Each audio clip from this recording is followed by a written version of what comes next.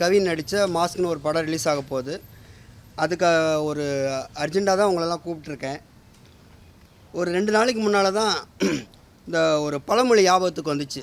பூனைக்கு மணி கட்டுறது யார் அப்படின்னு சொல்லிட்டு. அப்போ தான் எனக்கு ஒரு ஞாபகம் வந்துச்சு. நம்மக்கிட்ட தான் மாஸ்க்குன்னு ஒரு மணி இருக்கே, இந்த ஜாக்குவார் தங்கங்கிற பூனைக்கு அந்த மணியை கட்டி விடலாங்கிறதுக்காக தான் இந்த ப்ரெஸ் மீட்டை அரேஞ்ச் பண்ணேன். ஆக்சுவலாக 22/4/2017 மாஸ்க் டைட்டில் நான் கில்டி சங்கத்தில் பதிவு பண்ணேன். ஜாகுவார் தங்கம் வந்து அதில் தலைவராக இருந்தார். அதுக்கப்புறம் ரெனியூவல் கரெக்டாக பண்ணிகிட்டே இருந்தோம். அது 2 வருஷம் கழித்து கோவிட் வந்துருச்சு. அதனால் உலகத்துக்கே தெரியும் யாரும் வெளியில் வரக்கூடாதுன்னு. அந்த சூழ்நிலையில் யாராலையும் வீட்டை விட்டே வெளில போக முடியாத காரணம் கோவிட் முடிஞ்சு அந்த லாஸ்ட்டு எண்ட் ஆஃப் மந்தில் வந்து சங்கத்தை ஓப்பன் பண்ணாங்க. நான் ஜாகுவார் தங்கத்துக்கிட்ட நான் போயிட்டு முழு பணத்தையும் கட்டுறேன்னு சொல்லியிருந்தேன். ஆனால் அவர் வந்து என்கிட்ட பணம் வாங்கலை.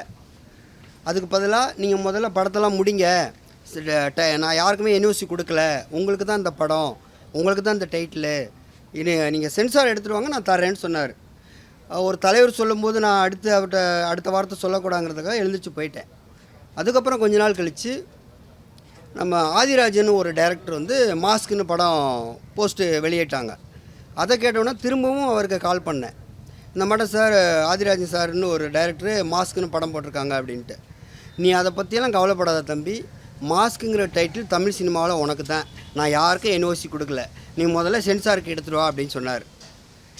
சரின்னு சொல்லிட்டு சென்சாருக்கு எடுத்துகிட்டு போகிற நேரத்தில் அவர் பணத்தை வாங்கலை, சென்சாருக்கும் கையெழுத்து போடல. அதுக்கப்புறம் என்னைய சங்கத்தில் செயலாளர் தலைவர் பிரச்சனைகளை கோர்ட்டுக்கு சீல் வச்சுட்டாங்க. ஹைகோர்ட்லேருந்து வந்து சங்கத்தை சீல் வச்சுட்டாங்க. அதுக்கப்புறம் உறுப்பினர்கள் கூட உள்ளே நுழைய முடியாத சூழ்நிலை ஏற்பட்டுச்சு. அப்போ நான் என்ன பண்ணுறேன்னு எனக்கு தெரியல. என்னால் ரினியூல் பண்ணவும் அந்த நேரத்துக்கு யாராலையுமே முடியாது, எந்த உறுப்பினராலையுமே முடியாது. அதுக்கப்புறம் நான் சரி இதுக்கு மேலே அவரை நம்ப வேணான்னு சொல்லிட்டு தயாரிப்பாளர் சங்கத்துக்கு, அதாவது நம்ம பெப்சி தயாரிப்பாளர் சங்கத்துக்கு ஒரு கடிதம் அனுப்பிச்சேன் 1 வருஷத்துக்கு முன்னால். இந்த மாட்டம் வெற்றிமாறன் சார் தயாரிப்பில் மாஸ்க்குங்கிற ஒரு படம் வரப்போகுது சார், அது என்னோடய டைட்டிலு, அது ஜாகுவார் தங்கம் சார் எனக்கு தான் கொடுக்குறேன்னு சொல்லியிருக்காரு, என்ஓசி யாருக்கும் கொடுக்கலன்னு அவர் வந்து உறுதிமொழி கொடுத்துருக்காரு, எனக்கு தயவுசெய்து அந்த எனக்கு ரிப்ளை வேணும் அப்படின்னு கேட்டிருந்தேன். 1 வருஷம் ஆச்சு, இது வரைக்கும் அங்கேருந்து எனக்கு பதில் வரல. அதுக்கப்புறம் பெப்சி யூனியனில் போய் நம்ம என்னோடய குடும்பத்தோடு நான் போயிட்டு நம்ம செல்வமணி சார்கிட்ட போயிட்டு கேட்டேன், இந்த மாட்டம் விஷயம் சார் எனக்கு அப்படின்ட்டு. அவர் எல்லாத்தையும் கேட்டுட்டு, சின்ன படங்கள் எடுக்கிற எல்லாருமே தற்கொலை பண்ணுறத தவிர வேறு வழியே கிடையாது, இதுக்கு மேலே நான் என்ன சொல்கிறேன்னு தெரியல தம்பின்னு என் மனைவி என் குழந்தை முன்னாலே சொன்னார். அதுக்காக நான் சாக மாட்டேன், வாழ்ந்து காட்டுவேங்கிறத உங்கள் முன்னால் வந்து நின்றுட்டுருக்கேன். அதுக்கப்புறம் அங்கேருந்து வந்துட்டேன். திரும்ப இயக்குனர் சங்கத்துக்கு ஒரு கடிதம் அனுப்பிச்சேன், இந்த மாட்டம் விஷயம்னு சொல்லி ஃபுல் டீட்டெயில் போட்டு. அங்கேருந்தும் எந்த ரிப்ளையும் வரல. அதுக்கப்புறம் கொஞ்ச நாளில் திரும்பவும் ஜாகுவார் தங்கம் சார்கிட்ட போயிட்டு, சார் இந்த மட்டும் ரொம்ப பிரச்சனையாக இருக்குது, எனக்கு கடன் கொடுத்து என்ன நம்பி இணைய தயாரிப்பாளர்கள் வந்தவங்களாம் ரொம்ப ப்ரெஷர் பண்ணுறாங்க, நான் படம் ரிலீஸ் பண்ணணும், எனக்கு டைட்டில் ரிஜிஸ்ட்ரேஷன் பண்ணி கொடுத்தா தான் நான் என்னுடைய படத்தில் முன்னால் சிஜி ஒர்க் பண்ண முடியும் மாஸ்க்குன்ட்டு, அதனால் தயவுசெய்து அது கொஞ்சம் எனக்கு ரினியூல் பண்ணி கொடுங்கன்னு கேட்டேன். தம்பி, ரினியூல் பண்ண முடியாது, நீ படத்தெல்லாம் முடித்து நீயே மாஸ்க்குன்னு சிஜி ஒர்க் பண்ணதுக்கு எவ்வளோ ஆக போகுது, அதையும் நீயே போட்டு எடுத்துகிட்டு வந்து என்கிட்ட காட்டு, அதுக்கப்புறமா நான் தரேன்னாரு. அது போல் என்னால் செய்கிறதுக்கு என்கிட்ட அப்போதைக்கு அந்த அளவு அமௌண்ட் இல்லை, அதுவும் சரியான முறையும் கிடையாது. ஏன்னா டைட்டிலு அவர் முறைப்படி நமக்கு எதுவுமே கொடுக்க மாட்டார், எல்லாமே அவாய்ட் பண்ணிகிட்டே இருந்தார். அது வீட்டில் தான் அது எல்லாமே நான் பேச்சுவார்த்தை எல்லாமே பண்ணது. அதுக்கப்புறம் ரொம்ப நாள் இந்த பிரச்சனை போயிட்டுருக்கும்போது இப்போ திடீர்னு போன வாரம் ட்ரெய்லர் அண்ட் ரிலீஸு மாஸ்க்கு 21 நவம்பர் 21 ரிலீஸ்னு போஸ்ட்டு பார்த்தேன். மவுண்ட் ரோட்டில் போயிட்டுருக்கும்போது அங்கேயே நிறுத்திட்டு ஃபோட்டோ எடுத்துகிட்டு ஜாகுவார் தங்கத்துக்கு அந்த விஷயத்தை ஃபோட்டோ அனுப்பிச்சிட்டு உடனே ஃபோன் பண்ணி கேட்டதுக்கு, நான் யாருக்கும் என்ஓசி கொடுக்கல, நீங்கள் தைரியமாக இருக்கலாம், அவங்க என்னவோ பண்ணிட்டு போகிறாங்க, நான் கொடுத்தா தானே அது டைட்டில் இது பண்ண முடியும்னு கேட்டார். நான் சொன்னேன், சார் படமே ரிலீஸ் ஆக போது சென்சார் பண்ணிட்டாங்க சார்னு. எப்படி பண்ணியிருப்பாங்க அப்படின்ட்டு என்னையவே கொஸ்டின் கேட்டார். சரி நீங்கள் வீட்டுக்கு வாங்க அப்படின்னார். மறுநாள் நான் வீட்டுக்கு போனேன். காலையில் 9 மணிக்கு வர சொன்னார். 12:30 மணி வரைக்கும் ஃபோன் எடுக்கலை. 12:30 மணிக்கு மேலே ஒரு ஃபோன் எடுத்துகிட்டு மேலே வாங்கன்னு கூப்பிட்டாரு. நான் மேலே போனேன். மேலே போய் உட்காந்த உடனே அவங்க தான் எல்லாமே பண்ணி முடிச்சிட்டாங்க, அவங்க சைடு எல்லாம் கரெக்டாக இருக்குது தம்பி அப்படின்னாரு. சார் நம்ம பேனர் நீங்கள் என்ஓசி கொடுத்தீங்களா இல்லையான்னு மட்டும் எனக்கு ஒரு லெட்ரு கொடுங்க. நீங்கள் என்ஓசி கொடுத்துட்டிங்கன்னா போதும், நான் எழுந்திரிச்சு போயிடுறேன். நீங்கள் கொடுக்கலன்னா எனக்கு மாஸ்க் டைட்டில் கொடுங்கன்னு. இல்லை நான் என்ஓசி இன்னும் கொடுக்கவே இல்லை, ஒரு வேளை மேனேஜர் மேடம் கொடுத்தாலும் கொடுத்துருப்பாங்க அப்படின்னார். சார் கில்டு சங்க தலைவர் நீங்கள், உங்களோட சைன் இல்லாமல் இந்த மட்டும் டைட்டில் வேறு ஆளுக்கு கொடுக்க முடியுமா மேனேஜர் ஆளுன்னு கேட்டேன். அமைதியாக இருந்தார். சரி அதுக்கப்புறம் இப்போ என்ன பண்ணலாம் தம்பி, அவங்க ரிலீஸ் பண்ண போகிறாங்க, நான் ஒரு வாரம் தான் இருக்குன்னார். நான் சொன்னேன் சார் நான் ரொம்ப கஷ்டப்பட்டுட்ருக்கேன், என்னை நம்பி பல பேர் பணம் போட்டிருக்காங்க. எனக்கு ஒன்று அவங்க சென்சார் பண்ணிட்டாங்க, இதுக்கு மேலே என்ன பண்ணணும்னு எனக்கு தெரியாது, தலைவராகி உங்களுக்கு தான் தெரியும்.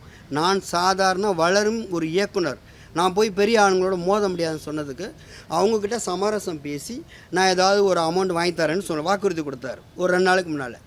அடுத்து மறுநாள் காலையில் ஒரு 11 மணிக்கு வாங்க தம்பி, நான் மேனேஜரை வர சொல்கிறேன், நீங்கள் ரினியூல் பண்ணியிருக்கீங்களான்னு செக் பண்ணுவோன்னு சொன்னார். நான் காலையில் 11 மணிலேருந்து மத்தியானம் 1:30 மணி வரைக்கும் அவர் வீட்டு வாசலில் உட்காந்துருந்து அந்த வீடியோவும் அவருக்கு எடுத்து அவர் வீட்டு முன்னால் இருக்குன்ட்டு அவருக்கு அனுப்பிச்சேன். எதுக்குமே அவர் ரிப்ளை பண்ணல. கால் பண்ணேன், ரிப்ளை பண்ணல.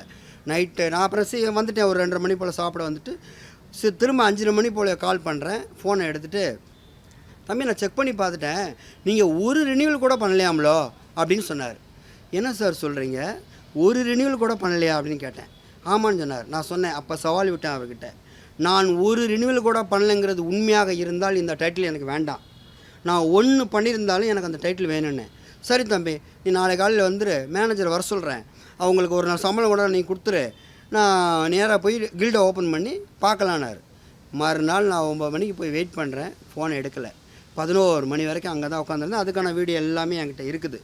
அப்போ கால் எடுத்து சொன்னார், தம்பி எனக்கும் பக்கத்து வீட்டுக்காரங்களுக்கு பிரச்சனை, நான் கொஞ்சம் கேஸ் அர்ஜெண்ட்டாக இருக்கேன், நீங்கள் நாளைக்கு வாங்க அப்படின்னாரு. மறுநாள் காலையில் போனேன், ஃபோன் எடுக்கலை. ஈவினிங் போனால் ஃபோன் எடுக்கலை. நேற்று நைட்டு போனேன், ஃபோன் எடுக்கலை. இன்றைக்கி காலையில் அவர் ஃபோன் எடுத்து சொன்ன வார்த்தை, தம்பி அந்த படம் முடிஞ்சு போச்சு, அது இனிமேல் நம்ம பேசுகிறது வேஸ்ட்டு, அது நீ வேறு டைட்டில் வச்சுக்க அப்படின்னாரு. சார் வேறு டைட்டில் என்னால் வைக்க முடியாதுன்னு சொன்னேன். இல்லை நீ மாஸ்க்குங்கிற டைட்டிலே வச்சுக்கோ, நான் உனக்கு தர்றேன் அப்படின்னாரு. அது எப்படி சார், இன்னொருத்தவங்க மாஸ்க்குன்னு வச்சுட்டாங்க, 21 படம் ரிலீஸ், எனக்கு எப்படி கொடுப்பீங்கன்னு கேட்டேன். உடனே அவர் சொல்கிறாரு, மாஸ்க்குங்கிற டைட்டிலுக்கு பின்னாலேயும் முன்னாலேயும் ஏதாவது வார்த்தை போட்டுக்கோ, நான் உனக்கு தர்ற சர்டிஃபிகேட் அப்படின்னாரு. நீங்கள் ஃபோனை வைங்க சார் வச்சுட்டு தான் இப்போ நான் இந்த ப்ரெஸ் மீட்டுக்கு வந்தேன். இதுக்கடையில் ஐபிஎல் படத்துடைய ட்ரெயிலர் ரிலீஸு கமலா தேட்டரில் வச்சுருந்தாங்க. நான் இயக்குனர் சங்கத்துக்கு ஃபோன் அடித்தேன், தலைவர் அங்கே போயிருக்காரு சொன்னாங்க. எப்போ வருவான்னு கேட்டேன், 1 மணிக்கு வருவாங்கன்னாங்க. சார் அது எதுக்கு வரணும்னு சொல்லிட்டு நான் அவரை போய் நேரில் பார்த்து கொடுக்கலான்னு சொல்லிட்டு ஒரு கடிதம் எழுதிட்டு போய் ஆர்வி உதயகுமார் சாரை போய் பார்த்தேன். அவர் ஃபஸ்ட்டு கோபமாக பேசினார், என்ன தம்பி இங்கெல்லாம் கடிதம் கொடுத்துட்ருக்கீங்க, என்ன சார் தமிழ்நாட்டோட முதலமைச்சர் துணை முதலமைச்சர் ரோட்டில் காரில் போகும்போது இறங்கி நின்று மனு வாங்கிட்டு போகிறாங்க, உங்களுக்கு என்ன சார் அப்படின்னு கேட்டேன். உடனே அவர் கோபமாக பேசணும், நீ ரொம்ப ஓவராக பேசுகிற அப்படின்னாரு. என் பிரச்சனை எனக்கு சார், என்னோடய வழி 21ஆம் தேதி படம் ரிலீஸ் ஆகிடுச்சுன்னா அதுக்கப்புறம் யார் நினச்சாலும் இந்த டைட்டில் எனக்கு வாங்கி தர முடியாது, அதுக்கு முன்னால் எனக்கு பதில் வேணும்னு சொன்னேன். இங்கே பாரு தம்பி, டைட்டில் ரினியூல் பண்ணுறதெல்லாம் வேஸ்ட்டு, இப்போ எங்கேயுமே யாரும் டைட்டிலே பண்ண வேண்டாம், நேரடியாக சென்சார் எடுத்துகிட்டு போய் என்ன டைட்டில் கேட்டாலும் உனக்கு கொடுத்துருவாங்கன்னாரு. நான் உடனே கேட்டேன், என் படத்துக்கு ஆர்டிஸ்ட்க்கு எடுத்துகிட்டு போயிட்டு ஜனநாயகன் படத்தோட டைட்டில் கேட்டால் கொடுத்துருவாங்களான்னு கேட்டேன். கண்டிப்பாக கொடுப்பாங்க தம்பி, நீ எடுத்துகிட்டு போ அப்படின்னு சொன்னார். இது சாத்தியமா? இப்போ நான் எடுத்துகிட்டு போகிறேன்னு வச்சுக்குவோம், ஃபஸ்ட்டு ஜாக்குவார் தங்கத்துடைய கையெழுத்து வேணும், சென்சார் பண்ணுறதுக்கான ஒரு கையெழுத்து லெட்டர் வேணும், இவருக்கு சென்சார் கொடுங்க, என் பேனர் தான் அப்படி என் கம்பெனியில் இருக்காருன்ட்டு. அங்கே போனோன்னே சென்சார் போர்டுக்காரங்க அவங்க ஜனநாயகன் கம்பெனிக்கு ஃபோன் அடிப்பாங்க, இந்த மட்டும் உங்கள் டைட்டிலில் ஒன்று வந்திருக்குது அப்படின்ட்டு. அதை மீறினா கியூபில் போனாலும் பிரச்சனை இருக்குது. இதெல்லாம் தெரிஞ்சு ஒரு இயக்குனர் சங்க தலைவர், பல வெற்றி படங்கள் கொடுத்தவர் இவ்வளோ ஒரு வார்த்தையை சொன்னார். அதுக்கு பேர் என்ன அர்த்தம்னு எனக்கு தெரியல. ஒருவேளை நான் சாதாரண வளராத ஒரு அடிமட்ட ஒரு வசதி இல்லாத இயக்குனராக இருக்கிறனால இப்படி சொன்னாரா இல்லையான்னு தெரியல. அது எல்லாமே நான் நம்பி இருக்கிறது மீடியாக்களை மட்டும்தான். நான் மட்டும் இல்லை, இன்றைக்கி தமிழ் சினிமாவில் மட்டும் இல்லை, சாதாரண கடைக்கோடியில் வர்ற விவசாயி முதற்கொண்டு நம்பி இருக்கிறது மீடியாவை மட்டும்தான். மீடியாக்கிட்ட ஒரு விஷயத்த சொன்னோம்னா நியாயம் கிடைக்கும் அப்படின்ட்டு. இது சம்மந்தமாக நான் 1 வருஷத்துக்கு முன்னால் இவங்கெல்லாம் இப்படி பண்ணுறாங்கன்னு தெரிஞ்சு முதலமைச்சருக்கும் ஒரு கடிதம் கொடுத்துருக்கேன். அதற்கான ஆதாரமும் அங்கே ஃபைல் பண்ணதுக்கான அந்த ரெக்கார்டு நம்பரும் என்கிட்ட இருக்குது, ஜெராக்ஸ் இருக்குது. முதலமைச்சர்கிட்ட அதை கூட இருக்கிறவங்க காட்டினாங்களா இல்லையான்னு கூட எனக்கு தெரியாது. ஏன்னா ஒரு வேளை பார்த்துருந்தா அவர் நிச்சயமாக ரிப்ளை பண்ணியிருப்பார். ஒரு உதாரணம் சொல்ல வரேன். ஒரு வாரத்துக்கு முன்னால் ஒரு பொது விஷயத்துக்காக மா சுப்பிரமணியம் அமைச்சர் அவர்களை பார்க்க போனேன். நாள் போய் பார்த்தேன். அவர் உடனே அந்த விஷயத்தை செஞ்சு தரேனார். அடுத்த நாளே அதுக்கான கையெழுத்துக்கான சான்றிதழை ரெடி பண்ணிட்டு போனேன். அவர் காரில் ஏறும் தருவாயில் அந்த காருக்கு முன்னால் நின்றுக்கிட்டு அந்த கையெழுத்தை போட்டு கொடுத்துட்டு போனார். தமிழகத்தில் ஒரு எலெக்ஷன் டயத்தில் இவ்வளோ பிஸியாக இருக்கிற ஒரு அமைச்சரே காருக்கு முன்னால் நின்று கையெழுத்து போட்டு கொடுத்துட்டு போகிறாரு. ஆனால் இவங்கெல்லாம் சங்கங்கிற பேரில் காலையில் ஒரு மணி நேரம் வந்து உட்காருவாங்க, சாயந்தரம் வர்றாங்களா இல்லையான்னு கூட எனக்கு தெரியாது. இவங்களுக்கு அங்கே உறுப்பினர்களை அனுப்புகிற கடிதத்தை பார்த்து படிச்சுட்டு அவங்களுக்கு ரிப்ளை பண்ண கூட ஒரு வருஷமாக டைம் கிடையாது. அப்புறம் தேர்தல் வாக்குறுதி கொடுக்கும்போது மட்டும் எல்லாருக்கும் நாங்கள் வந்து வீடு தர்றோம் அப்படின்னு சொல்லி வாக்குறுதி கொடுக்குறாங்க. வருஷம் இதே தான் கொடுத்துட்ருக்காங்களே தவிர யாருக்கும் வீடு கொடுக்கறது கிடையாது. நடக்காத ஒரு விஷயத்த சொல்லி தலைவர் ஆகணுங்கிறதுக்காக இந்த வேலையெல்லாம் செஞ்சிட்ருக்காங்க. அப்புறம் இந்த இயக்குனர் சங்கத்தில் அடிக்கடி ஒரு பிரச்சனை நடந்துகிட்ருக்கு. என்னென்னா, ஒரு கமலா தேட்டரில் எத்தனை பேர் உட்கார முடியும்னு உங்களுக்கே நல்லா தெரியும், எத்தனை சீட்டு இருக்குன்ட்டு. அதுக்குள்ளே உள்ளவங்களாம் கையை தூக்குனாக்க அவங்க தான் தலைவர் அடுத்த வருஷம். இது ஒரு தவறான ஒரு குறிக்கோள். இது ஓட்டு போட்டு தான் ஜெயிக்கணும். உறுப்பினர்கள் ஓட்டு போட்டு தலைவராக வரவங்க நல்லவங்களா கெட்டவங்களான்னு அவங்க வந்து ஆளும்போது தான் புரிஞ்சுக்கணும். இனிமேல் தயவு செய்து இந்த ஹைகோர்ட் இதில் தலையிட்டு சட்டப்படி ஓட்டு நடத்தணும். அது அவங்க சொந்த பணத்தை வச்சு ஒன்று நடத்த போகிறது கிடையாது. இந்த இயக்குனர் சங்கத்தோட பணத்தை வச்சு தான் அந்த எலெக்ஷன் நடத்துகிறாங்க. செலவான ஆகிட்டு போகுது, நீங்கள் ஒன்றும் வருத்தப்பட வேணாம். இப்போ நான் கணக்கு போட்டபடி அடுத்தடுத்த வாரிசாகவே வந்துட்டுருக்காங்க. இப்போ தலைவராக இருக்கிறவர் அடுத்து வேறு பதவிக்கு போயிடுறாரு. இதில் பொருளாளர் செயலாளர் இருக்கிறது அடுத்து தலைவராக வந்துடுறாங்க. இந்த மட்டும் கண்டினியூட்டாக வர்றதெல்லாம் நான் கவனிச்சுட்டு தான் இருக்கிறேன். அதுபோல் அடுத்த தடவை நடக்கக்கூடாது. அதுபோல் இந்த கில்டு சங்கத்தை இழுத்து மூடி வச்சுருக்கிறாங்க. யார் உள்ளே போக முடியாது, பெரிய பிரச்சனையாக இருக்குது. ஒன்று சங்கத்தை இழுத்து மூடிடுங்க. உறுப்பினர்கிட்ட வாங்கியிருக்கீங்களா 25,000 பணம் எல்லாருக்கும் திருப்பி கொடுத்துருங்க. ஒரு மாதம் செலவுக்காக அந்த உறுப்பினர்களுக்கு பயன்படும். என்னத்துக்கு நீங்கள் அந்த பணத்தை வச்சுக்கிட்டு சங்கத்தையும் உபயோகம் பண்ணலாமல் தலைவர் வீட்டில் உட்காந்துக்கிட்டு சேலையில் வேறு ஒரு ஆஃபீஸில் உட்காந்துக்கிட்டு இதெல்லாம் எதுக்கு நடத்திட்டு இருக்கீங்க? ரினிவலே பண்ண தேவையில்லாத ஒரு விஷயத்துக்கு உறுப்பினர்கள் 6 மாதத்துக்கு ஒருத்தர் 600 ரூபா எதுக்காக கட்டுறாங்க? இந்த பணமெல்லாம் எங்கே போய் சேருது? தயவுசெய்து புதுசாக படம் எடுக்க வர தயாரிப்பாளர்கள் இயக்குநர்களுக்கு நான் ஒன்று சொல்கிறேன். யாருமே இனிமேல் டைட்டிலே அவங்க கம்பெனி பதிவு பண்ண வேண்டாம். முதல்ல படத்தை எடுங்க, சென்சார் பண்ணுறதுக்கு ஆர்டிஸ்ட்க்கு ரெடி பண்ணுங்கள், உங்கள் டைட்டில் வைங்க. முதல் நாள் போய் கம்பெனி ஓப்பன் பண்ணுங்கள், மறுநாள் டைட்டில் ரினியூல் பண்ணுங்கள், அடுத்த நாள் சென்சார் பண்ணுங்கள். உங்கள் படத்துக்கு எந்த பிரச்சனையும் வராது. உங்களுக்கு மன நிம்மதியும் இருக்கும். தற்கொலைங்கிற எண்ணமே உங்களுக்கு வராது. அந்த லெவலுக்கு இந்த சங்கங்கள் போயிட்டுருக்கு. இதை தான் நான் சொல்லணும்னு நினச்சேன். என் மனசுல சொல்லிட்டேன். இதில் வெற்றிமாறன் சார், நடிகர் கவின், அந்த படத்துடைய ஆண்ட்ரியா மேடம், அந்த சொக்கலிங்கம் சார், இவங்களுக்கு எந்த பிரச்சனையுமே தெரியாது. ஏன்னா ஜாக்குவார் தங்கம் எல்லாத்தையும் மூடி மறைச்சிட்டு அவர் வீட்டுக்குள்ளே எல்லா கதவையும் தாப்பால் போட்டுட்டு உட்காந்துருக்கிறாரு. அதுக்கான வீடியோவும் எனக்கு இருக்குது. அவர் மேலே தான் இருக்கிறாரு, எல்லாம் எனக்கு தெரியும். அதனால் எனக்கு இப்போ நியாயம் கிடைக்கணும். ஒன்று டைட்டில் வேணும், இல்லை நான் கஷ்டப்பட்டு இத்தனை வருஷமாக எடுத்து வச்ச படத்துக்கு நீதி வேணும். இது சங்கங்களோ இல்லை பத்திரிகையாளர்களோ இல்லை சம்மந்தப்பட்ட முதலமைச்சரோ யாரோ ஒருத்தங்க எனக்காக இரக்கம் காட்ட ஒருத்தங்க இருக்காங்கிற நம்பிக்கையில் தான் நான் ஒரு தனி ஒருவனாக இதுக்கு போராடிட்டு இருக்கேன். இதுக்கு மேலே நான் சொல்கிறதுக்கு எதுவுமே இல்லை. நன்றி, வணக்கம். ஷூட்டிங் முடித்து ஆர்டிஸ்ட்க்கு ரெடியாக இருக்குது.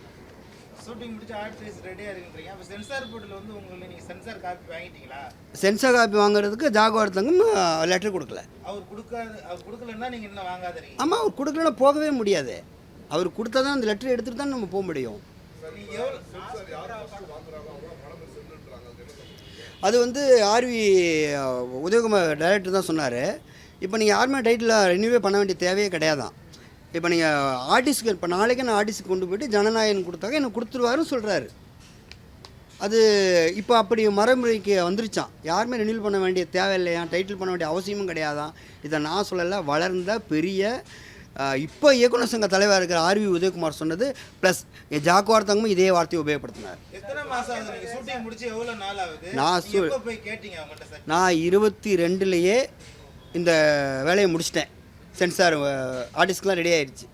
நான் வந்து நீங்கள் டைட்டில் கொடுத்தா தானே சார் நான் ஜிசி பண்ண முடியும் என்னுடைய மாஸ்க்குங்கிற டைட்டில். அதை தானே முன்னால் நான் ஜாயின் பண்ணி கொண்டுட்டு போக முடியும்னு கேட்டேன். அதுக்கு தான் அவர் கொடுக்கவே இல்லை.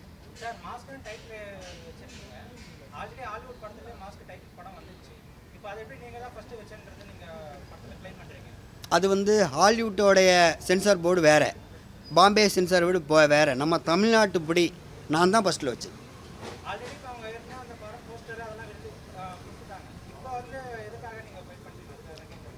யார் கொடுத்துருக்குறா? இல்லை யார் சார்? சார் நான் ஒரு வருஷத்துக்கு முன்னால் அனுப்பின காப்பி எல்லாமே என் கையில் இருக்கிறது. நான் இப்போ ஒரு வாரமாக அந்த பிரச்சனையை கையில் எடுக்கலை. ஒரு வருஷத்துக்கு முன்னாலே தயாரிப்பாளர் சங்கத்துக்கு இங்கே பாருங்கள், ஜாகுவார் தங்கத்துக்கு 2025 2022 அவருக்கு ஆதிராஜன் போட்டது, அவருக்கான வாய்ஸ் ரெக்கார்டு எல்லாமே நான் வந்து வச்சுருக்கேன். நான் வந்து இந்த விஷயம் சும்மா எதுவுமே நான் பண்ணல, எல்லாமே அவருக்கு அனுப்பிச்சிருக்கேன். இங்கே பாருங்கள், நான் வந்து இப்போ ஒரு வாரமாக வந்து இந்த பிரச்சனைக்காக ஒரு சிம்பத்தி கிரியேட் பண்ணுறதுக்காகவோ இது வந்து நான் தயாரிப்பாளர் சங்கத்துக்கு அனுப்பிச்சது எப்போ அனுப்பிச்சிருக்கேனாக்கா 2024 அனுப்பிச்சிருக்கிறேன். 9/9/2024 தயாரிப்பாளர் சங்கத்துக்கு நான் வந்து ப்ரொபஷனல் கொரியர் மூலம் அனுப்பிச்சிருக்கிறேன். இதுக்கான ரெக்கார்டு இது வந்து 11/74/70 முதலமைச்சருக்கு எப்போ நான் அனுப்பிச்சது அப்படின்னா 2021 17/8/2021 அனுப்பிச்சிருக்கிறேன். இந்த விஷயத்தை பற்றி தான் எழுதி, நான் இப்போ இந்த விஷயத்தை ஆரம்பிக்கவே இல்லை. இது வந்து தயாரிப்பாளர் சங்கத்துக்கு அனுப்பிச்சது, அதில் ரொம்ப தெளிவாக போட்டிருக்கேன். இந்த மட்டும் ஹைகோர்ட் மூலம் மாஸ்க் தலைப்பு வந்து ஆர்கே செல்வமணி சார்ட்டு சொன்னது எல்லாமே இதில் சொல்லியிருக்கிறேன். ஜாகுவார் தங்கம் வந்து உங்களுக்கு தான் இந்த தலைப்பு, நான் யாருக்கும் என்ஓசி கொடுக்கலங்கிற முதற்கொண்டு நம்மளுடைய தயாரிப்பாளர் முரளி ராமசாமி தலைவர் அவர்களுக்கு நான் அனுப்பிச்சிருக்கிறேன். இதெல்லாம் நான் ரொம்ப வருஷத்துக்கு முன்னாலே பண்ணியிருக்கிறேன். 3 வருஷம் ஆகுது படம் முடிஞ்சு. ஆமாம், 3 வருஷம் வரைக்கும் நீங்கள் வந்து இந்த டைட்டில் வந்து ரெனியூவல் பண்ணதுக்கு காரணம் ஜாகுவார் தங்கம். பதிவு பண்ணதுக்கு காரணம் ஜாகுவார் தங்கம் ஜாகுவார் பணம் வாங்கலை. அதுக்கு படத்தை ரிலீஸ் பண்ணணும் அப்படிங்கிறதுக்காக கூட நீங்கள் போகல? இல்லை, ரிலீஸ் பண்ண தான் சார் போனேன். சென்சார் எனக்கு ஆர்டிஸ்ட் ரெடி சார். இப்போ ஒன்றுன்னு தெரிஞ்சுக்கோங்க, இப்போ குழந்தைக்கு பேர் வைக்காமல் ஆதார் கார்டோ ரேஷன் கார்டோ ஏதோ ஒன்று நீங்கள் போய் அப்பீல் பண்ணி வாங்கிட முடியுமா? குழந்தைக்கு பேர் என்ன, மாஸ்க்கு, அதை நான் வச்சுருக்கேன். எனக்கு அதுக்கான இதை கொடுங்கன்னா காசை வாங்க மாட்டுறாரு அவர். இந்த மேடத்தை கூப்பிட்டு சொல்கிறாரு, மேடம் இந்த டைட்டில் நம்மகிட்ட தானே இருக்குது அப்படின்னு கேட்பாரு. உடனே அவங்க ஆமாம் சார், அப்போ ஒன்றும் பிரச்சனை இல்லை தம்பி அப்படிம்பாரு. நல்லா புரிஞ்சுங்க, நான் வந்து அவர் சட்டையை பிடிச்சி என் டைட்டில் கொடு இல்லை காசை வாங்கன்னு கேட்க முடியாது. ஏன்னா அவர் உள்ள எல்லா கேமராவும் எப்போ ஆன் பண்ணுவார் எப்போ ஆஃப் பண்ணுவார்னு எல்லாருக்கும் தெரியும். அவர் வீட்டில் உள்ள 2 கேமராவும் என்றைக்குமே ஆன் ஆகாது, ஏன்னா அவர் வீட்டுக்கு ஏதாவது விபரீதம் நடந்துருன்ட்டு. ஆனால் கில்டில் உள்ள கேமரா எப்போ ஆன் ஆகும் எப்போ ஆஃப் ஆகுன்ட்டு ரெக்கார்டே இருக்குது ஹைகோர்ட்டில். கில்டு மேலே வந்து கடந்த ஒரு 2-3 வருஷமாக பிரச்சனை போயிட்டு இருக்கு. ஜாகுவார் சங்கம் மேலே வழக்கு போட்டிருக்காங்க. நிறைய கேமராமேனே ஒருத்தர் வழக்கு போட்டிருக்காரு. அப்படி இருக்கும் பட்சத்தில் நீங்கள் வந்து இது வரைக்கும் இந்த டைட்டில் அவர் கொடுப்பாருன்னு எந்த நம்பிக்கையில் இருந்தீங்க நீங்கள்? சார் தலைவருங்கிற ஒரு மரியாதை தான் சார். இப்போ நம்ம ஃப்ரெண்டாக இருந்தால் டே என்னடா அப்படி பண்ணுறான்னு கேட்கலாம், நம்ம எதிரியாக இருந்தால் கோபத்தில் 2 அடி அடிக்கலாம். ஒரு சங்க தலைவராக அதுவும் ஒரு பொது வாழ்வில் இருக்கிற ஒரு மனுஷரை போட்டு நம்ம மரியாதையாக தான் சார் பேச முடியும். அதை நான் இதுக்கு மேலே நான் என்ன செய்யணும்னு நினைக்கிறேன். அவரை பற்றி உங்களுக்கு தெரியும், ஏற்கனவே அடிகாலங்களை வச்சு நிறைய பேரை அடித்ததுக்கான ஆதாரமும் இருக்குது. துரை சாருக்கு எவ்வளோ பெரிய பிரச்சனை நடந்திருக்கு, சட்டையை பிடிச்சி இழுத்ததுக்கான ஆதாரமும் இருக்குது. அப்போ நான் போய் ஒரு தனியாளை பண்ணால் என்னை என்ன வேணாலும் செய்வார் சார் அவர். ஏன்னா அவருக்கு பணப்பலம் இருக்குது, பதவி பலம் இருக்குது, எல்லாம் இருக்குது. எனக்கு எதுவுமே கிடையாது. நான் ஒரு ஆள், எனக்கு 2 குழந்தைங்க, ஒரு ஒய்ஃப். நான் அடுத்த படம் நான் என்னையை காப்பாற்றணும், என் குழந்தைங்களை காப்பாற்றணும். முன்னால் எனக்கு கூட தோணுச்சு. எனக்கு அவர் வீட்டு முன்னாலே தற்கொலை பண்ணி செத்துட்டோம்னா நடிகர் இயக்குனர் சங்கம் எல்லாம் சேர்ந்து பல லட்சங்களை என் மனைவிக்கு கொடுப்பாங்க, அள்ளி கொடுப்பாங்க. இப்போ பார்த்துட்டு தானே இருக்கிறோம். எங்கேயாவது ஒருத்தங்க இறந்துட்டாங்கன்னா என்ன நடக்குது அப்படின்னு. ஒரு பொதுக்கூட்டம் வந்து யாராவது இறந்துட்டாங்கன்னா பணம் நிச்சயம். ஆனால் அப்படி நான் நினைக்கல. உழைச்சி சம்பாதிக்கலாம், நம்ம இந்த பேசி பார்ப்போம், பத்திரிக்கைக்கு இந்த செய்தியை வைப்போம், அவங்களால முடிஞ்ச உதவியை பண்ணட்டும். அப்படி இல்லைன்னா அதுக்கு மேலே நான் ஒன்றுமே பண்ண முடியாது. நான் எதிர்த்து போராட. ஆமாம் சார், எனக்கு இப்போ எனக்கு வந்து ஜாகுவார் தங்கத்து மேலே தான் குற்றத்தை வைக்கிறேன். அவர் என்கிட்ட கேட்ட விஷயம் முந்தா நாள் நைட் ஈவினிங், தம்பி அவர் சென்சார் வச்சுட்டாங்க, பெரிய டைரக்டர், பெரிய ஹீரோ, ப்ரொடியூசர் எல்லாமே பெரிய ஆளுங்க, நம்ம இப்போ போய் டைட்டில் கேட்க முடியாது, நான் ஏதாவது பணம் வாங்கி தரட்டுமான்னு கேட்டார். நான் என்ன பண்ணுவேன், நான் கஷ்டப்பட்டுட்ருக்கேன், எனக்கு இப்போ கடங்காரங்க துரத்திட்டு இருக்காங்க, பதில் சொல்ல முடியலை. இன்னும் ஒரு விஷயம் சொல்கிறேன். போன மாதம் எங்கள் அம்மா இறந்துட்டாங்க ஊரில், நான் போகலை, வீடியோ காலில் தான் எங்கள் அம்மாவை பார்த்தேன். ஏன்னா ஊரில் கடங்காரங்க இருக்கிறதுனால எங்கள் அம்மாவுடைய பணத்தை தூக்க விடாமல் தடுத்துருவாங்களோ ஒரு இதுக்கான போல.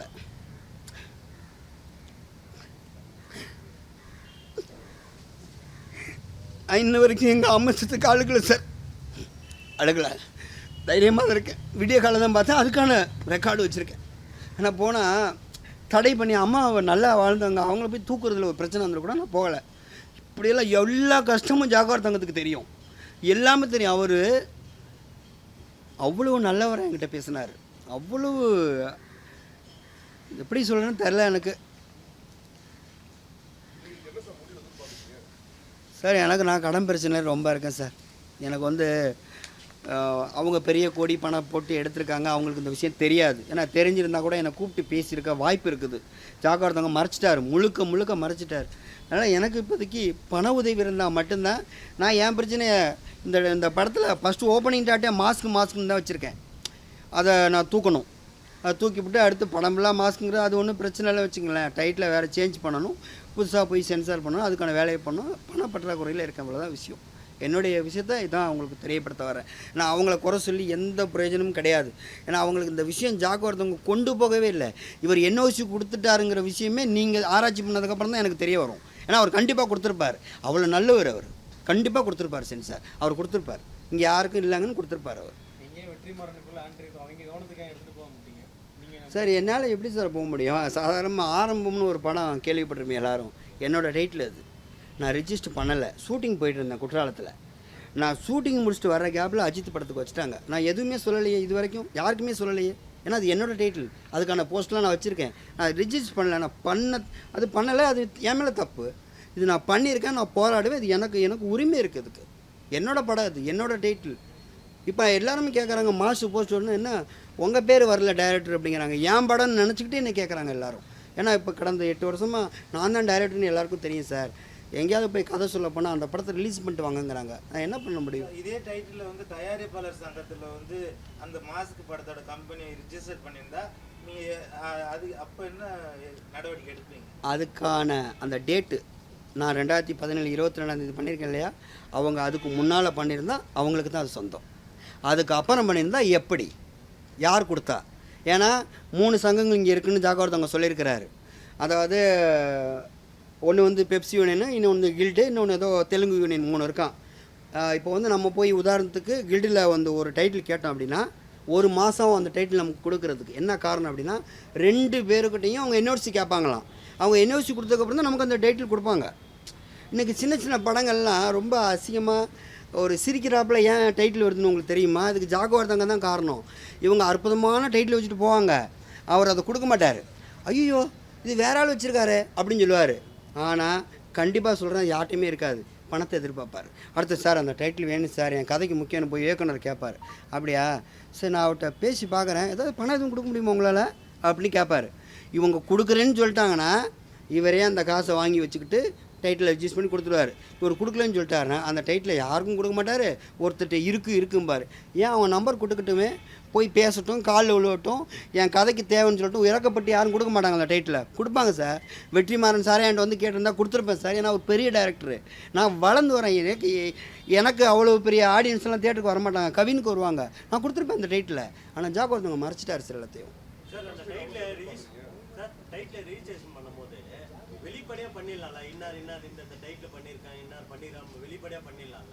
அதை தான் பண்ண மாட்டேன், சங்கங்களை தான் பண்ணணும். நான் அதில் எந்த பதவியுமே கிடையாது, உறுப்பினர் தானே. நான் சங்கங்கள் நினச்சா இது பண்ணியிருக்காங்கன்னு ஒரு வெப்சைட்டை ஓப்பன் பண்ணி இது பண்ணியிருக்காங்க போட்டால் எல்லாருக்கும் தெரிஞ்சிட போகுது. இப்போ வந்து உதாரணத்துக்கு நான் வந்து தணல்னு நான் தான் டைட்டில் வச்சேன், அதுவும் நீல் பண்ணல, வேற ஆள் பண்ணிட்டாங்க. நான் அதெல்லாம் எதுவுமே சொல்லலையே, என்னோடய டைட்டில் தான் அது. எல்லாத்துக்கும் ரெக்கார்டு என்கிட்ட இருக்குது, கதையை எழுதி வச்சுருக்கேன் தணல்ன்ட்டு. ஆனால் வேறு படம் வந்துடுச்சு, நான் அதெல்லாம் கேட்கல, ரிஜிஸ்டர் பண்ண. இதை நான் என்ன சொல்கிறேன், ஒரு டைட்டிலாக இப்போ ஆர்வி உதயகுமார் சார் சொல்கிறபடி பார்த்தா யாருமே டைட்டில் வைக்க வேண்டாம், நேரடியாக படத்தை பண்ணுங்கள், சென்சாருக்கு போடுங்க, கொடுங்க, டைட்டில் கொடுத்துருவாங்கங்கிறாங்க. இவ்வளோதான் விஷயம். யாரும் அவசரப்பட்டு தயாரிப்பாளர்களே பூஜைங்கிற பேரில் உங்கள் டைட்டில் அனௌன்ஸ்மெண்ட் பண்ணிடாதீங்க. நீங்கள் 1 லட்சம் 2 லட்சம் செலவு பண்ணி நீங்கள் பண்ணுவீங்க, மறுநாள் ஒருத்தன் ஆர்டிஸ்ட்டுக்கு தூக்கி கொண்டு போய்ட்டு அந்த டைட்டில் ரினியூல் பண்ணிட்டு போயிட்டே இருப்பான். அவ்வளோதான், யாரும் பண்ணாதீங்க. இயக்குனர் சங்கத்தில் உறுப்பினர். என்னுடைய கார்டு இன்னும் வந்து 1167ன்னு நினைக்கிறேன். இயக்குனர் சங்கத்தில் உறுப்பினராக இருந்துட்டு உங்களுக்கு வந்து அவங்க வந்து ஆர்வி உதயகுமார் வந்து உதவி பண்ண மறுக்கிறாரா சார்? அதை கேட்டதுக்கு கோவப்படுறாரு சார். அவர் காரில் உட்காந்துக்கிட்டு கார் டோரை மூடினார். நான் என்ன சார் இந்த கேள்வி கேட்டேன். முதலமைச்சரே ரோட்டில் நின்று மனு வாங்குறாரு, உங்களுக்கு இதை வாங்குறதுக்கு என்ன சார்னு கேட்டோம். டப்புன்னு கதவை திறந்துட்டு என்ன தம்பி உங்களுக்கு அப்படின்னு கேட்டார். நான் பயப்படலை, ஏன்னா வாழ்வாசாவான்னு தெரிஞ்சு போச்சு. என்ன பண்ணிட போகிறாங்க நம்மளை, நான் ஒன்றுமே இல்லாத, அவங்க பெரிய ஆளுங்க, நான் ஒன்றுமே இல்லாத ஆள், என்ன வேணாலும் பண்ணிட்டுன்னு சொல்லிட்டு நான் எதிர்த்து தான் பேசினேன். அப்போதைக்கு பக்கத்தில் அவருடைய ஒருத்தர் இருந்தார், அவர் பேர் எனக்கு ஞாபகம் இல்லை, கூடவே ஒருத்தர் இருந்தார். கேட்டுக்கிட்டு தான் இருந்தாங்க எல்லாருமே. நான் அப்படி தான் ஆர்கே செல்லுமணி சாட்டையும் அதை தான் பேசினேன், அப்படி தான் பேசினேன். எனக்கு என்ன பயம், என் ஒய்ஃபு முன்னாலே அவர் சொல்கிறாரு சின்ன படங்கள் எடுக்கிறவங்களாம் தற்கொலை பண்ணுறத தவிர வேறு வழி இல்லை அப்படின்னு. அப்போ சின்ன பட தயாரிப்பாளர்கள் வரக்கூடாதுன்னு சொல்கிறாரு. பெரிய பட்ஜெட் பண்ணணும்னா ஹீரோக்கள் டேட் கொடுக்கணும், ஹீரோக்கள் டேட் கொடுக்கணும்னா ஒரு டைரக்டர் ஒரு படத்தை ஹிட்டு கொடுக்கணும், ஒரு படத்தை ஹிட்டு கொடுக்கணும்னா எப்படி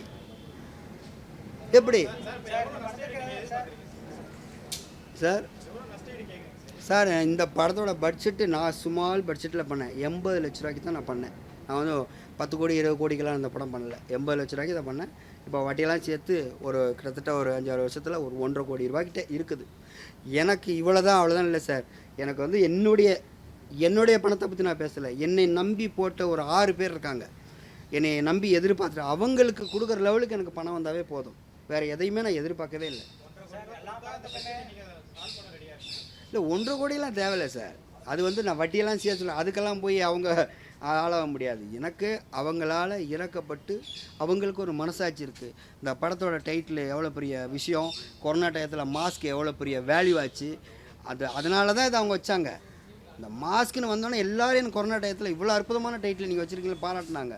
அது கொரோனா வர்றதுக்கு முன்னாலே மாஸ்க்னு வச்சால்னா 2017 அதுக்கான ரெக்கார்ட் இருக்குது சார். இப்போ டைட்டில் கிடைக்கல, இப்போ என்ன பண்ண போறீங்க?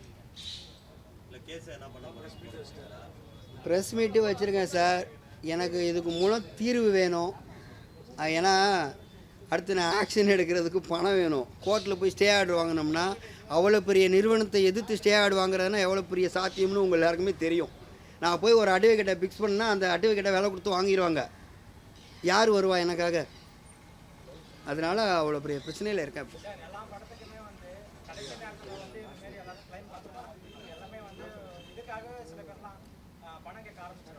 அதுக்காக தான் நீங்கள் சொல்லுங்கள், அவர் கடைசி நேரத்தில் வரல, 1 வருஷத்துக்கு முன்னாலேயே எல்லாருக்கும் அவர் அனுப்பிச்சிருக்காரு, அதுக்கான ரெக்கார்டு எல்லாம் வச்சிருக்கிறாருன்னு சொல்லுங்கள். நன்றி.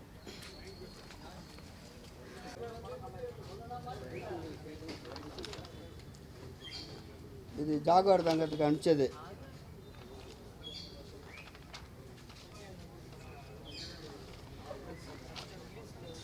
இது தலைவர் சங்கத்துக்கு அனுப்பிச்சது. இது எல்லாமே ரினியூல் பண்ணுறதுக்காக போய் அவர்கிட்ட கேட்டது. அப்புறம் ஒரு தடவை துரை சார் சொன்னார், நீங்கள் என்ன பண்ணுங்கள், ஒரு தடவை பேங்கில் அனுப்பிச்சிருங்க மாஸ்க் டைட்டில்னு போட்டுன்னு சொல்லி ஒரு அக்கௌண்ட் நம்பர் கொடுத்தாரு. அதுக்கும் அனுப்பிச்சி விட்டேன். ரிசிப்ட்லாம் கிடையாது. இது இயக்குனர் சங்க கார்டு, இது என்னுடைய தயாரிப்பாளர் கில்டி சங்க கார்டு.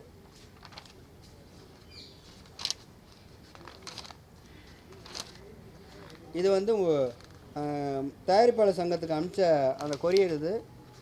இது வந்து நான் இந்த வருஷம் கூட கரண்ட்டில் தான் பணம் கட்டியிருக்கேன்னு டைரக்டர் யூனியனுக்கு பில். இது முதலமைச்சருக்கு அனுப்பிச்ச அந்த நம்பர். இந்த நம்பர் ஃபைல் நம்பரை எடுத்து பார்த்தாங்கன்னா அதில் என்னுடைய ஃபுல் டீட்டெயில் அதில் இருக்கும். இதுதான் முக்கியமானது. தயாரிப்பாளர் சங்கத்துக்கு 1 வருஷத்துக்கு முன்னாலே பார்த்துங்க, டேட் கூட பார்த்துங்க. இதுதான் நான் வந்து அவருக்கு அனுப்பிச்சது. நான் இப்போ புதுசாக வந்து நான் எந்த முயற்சியுமே எடுக்கலை. இந்த போஸ்டரை பார்த்துக்கிட்டு அந்த நேரத்துக்கு வந்து பண்ணுற ஆள் நான் கிடையாது. அப்படி இருந்துன்னா நிறைய எத்தனையோ படத்தை பண்ணி ஜாகுவார் தங்கத்தை போல் பெரிய வீடு வாங்கியிருப்பேன். ஏன்னா சண்டு மாஸ்டர் வந்து டைரக்டர் ஆகி ப்ரொடியூசர் ஆகிடுறாரு. கிளாசிஃபைட் ஆட்ஸ், டிஸ்ப்ளே ஆட்ஸ், சிறிய விளம்பரம் முதல் பெரிய விளம்பரம் வரை அனைத்து கடைகளிலும் வீடுகளிலும் இலவசமாக டிஸ்ட்ரிபியூஷன் செய்து தரப்படும். சென்னை எக்ஸ்பிரஸ் நியூஸ் பேப்பரில் always your neighbourhood news paper.